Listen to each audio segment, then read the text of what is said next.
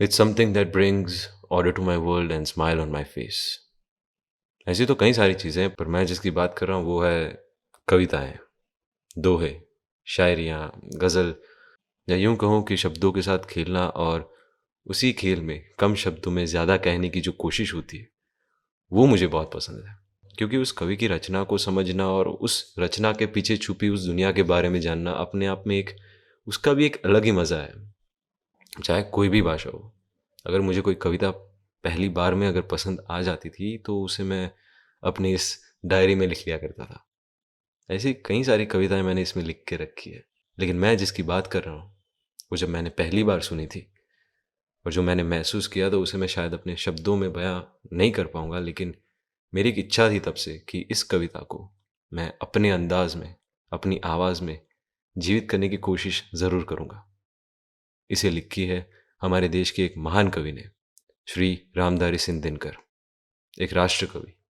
जिनकी कई सारी ऐसी अद्भुत रचनाएँ हैं जैसे उर्वशी, हुनकार, कुरुक्षेत्र, सपनों का धुआँ, रेणुका और मेरी सबसे पसंदीदा रश्मिरथी। वो इसलिए क्योंकि ये एक ऐसी महाकाव्य है जिसमें उन्होंने महाभारत का पूरा वर्णन एक कविता के रूप में किया है। हालांकि बहुत बड़ी है कविता, लेकिन मैं जो आपको सुनाने जा रहा हूँ वो उसका एक छोटा सा अंश,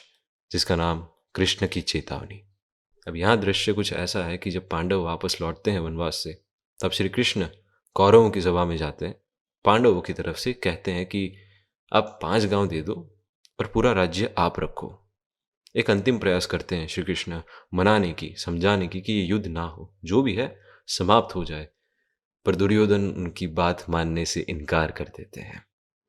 और तो और वो सबसे बड़ी भूल तब कर बैठते हैं जब वो श्री कृष्ण को अपनी कैद में करने की कोशिश करते हैं, उन्हें बांधने की कोशिश करते हैं, इस विचार के साथ कि अगर श्री कृष्ण को बंदी बना लेंगे तो पांडव अकेले पड़ जाएंगे और उनके लिए ये युद्ध लड़ना और जीतना मुश्किल हो जाएगा। अब वहां पर कृष्ण क्रोधित हो जाते हैं, अपने रूप में आ जाते हैं, एक ऐसे विशालकाय रूप में आ जाते हैं जहां पूरी कौरवों की सभा दंग रह जाती है। और कृष्ण जो पांडवों के शांतिदूत बनकर गए थे, वही युद्ध की चेतावनी देकर आते हैं। अब इस दृश्य को दिनकर साहब ने जिस तरीके से अपने शब्दों में इसे रूप दिया है, अब वो मैं आपके साथ साझा कर रहा हूं। उम्मीद है कि आपको पसंद आए।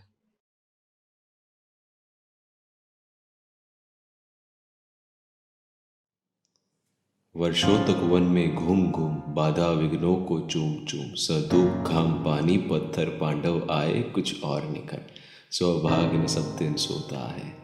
देखें आगे क्या होता है। मैत्री की राह बताने को सबको सुमार्ग पर लाने को दुर्योधन को समझाने को भीषण विध्वंस बचाने को भगवान हस्तिनापुर आए पांडव का संदेशा लाए। दो न्याय अगर तो आधा दो दो न्याय अगर तो आधा दो पर इसमें भी यदि बाधा हो तो दे दो केवल 5 ग्राम रखो अपनी धरती तमाम हम वहीं खुशी से खाएंगे परिजन पर असीना उठाएंगे। दुर्योधन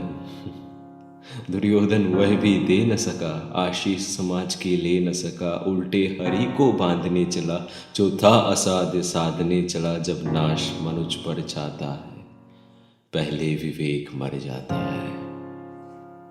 हरि ने भीषण हुंकार किया अपना स्वरूप विस्तार किया डगमग डगमग दिग्गज डोले भगवान कुपित होकर बोले जंजीर बढ़ाकर सांध मुझे हाँ हाँ दुर्योधन बांध मुझे। ये देख गगन मुझ में लय है ये देख पवन मुझ में लय है मुझ में विलीन जनकार सकल मुझ में लय है संसार सकल अमृतत्व फूलता है मुझ में संहार झूलता है मुझ में उदयांचल मेरा दीप्त बाबू मंडल वक्षस्थ विशाल कुछ परिधि बंध के घेरे हैं मैं नाक मेरु पग मेरे हैं दिप्ते जो ग्रह नक्षत्र निकर सब है मेरे मुख के अंदर दृग है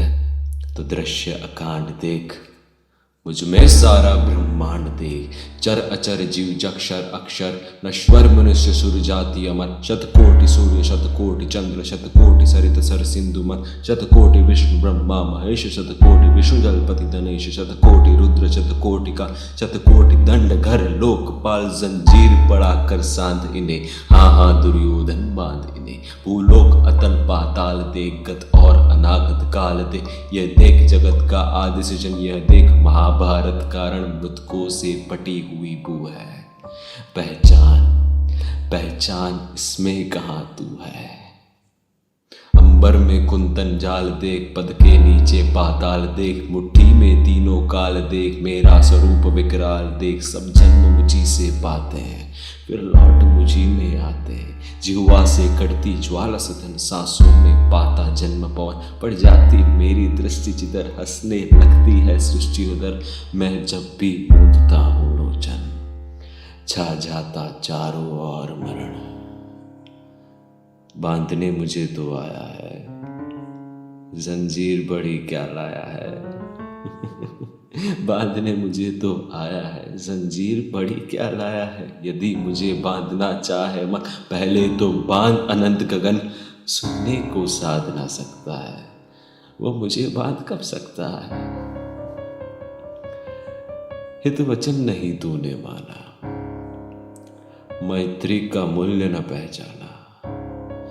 तो ले मैं भी अब जाता हूँ, अंतिम संकल्प सुनाता हूँ, याचना नहीं अब रण होगा, जीवन जय या कि मरण होगा, टकराएंगे नक्षत्र निखर, बरसेंगे भू पर वन ही प्रकर, फणश्रेष्ठ नाग का डोलेगा, विकराल काल मुंह खोलेगा, दुर्योधन